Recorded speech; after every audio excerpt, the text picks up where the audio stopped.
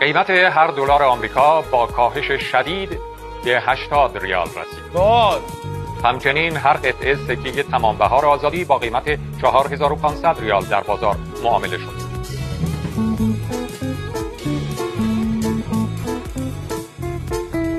آقای حضرتی بوگو که دروغش هم قشنگه. وزیر امور اقتصادی و دارایی اعلام کرد به دلیل ازدیاد منابع طلایی کشور طرح 2 سکه بخر 3 تا ببر در بانک مرکزی از امروز اجرا خواهد شد. 2 تا از 3 تا بگی مگه میشه؟ خودروسازان کشور نیز از هفته آینده پس فروش محصولات خود را آغاز خواهند کرد.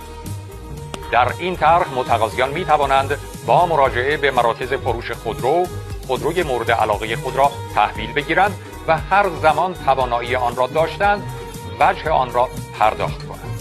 وزیر مسکن و شهرسازی اعلام کرد به مناسبت سال نو بعد از تعطیلات نوروز به هر زوج ایرانی سند یک واحد آپارتمان مبله 178 متری اهدا خواهد شد. بابا نامردا 190 متری گفته بودم. آقا شما کلاهی بفرمایید. عرض کنم خدمتتون که اینا توهین به همه ما، برای اینکه خونه رو که میدن خب چیز کاره باید نپرسن سنتی میخوای یا فلان، باید بپرسن سنتی یا مدرن. شأن ریال آقا رعایت کن. 80 ریال بدیم $1.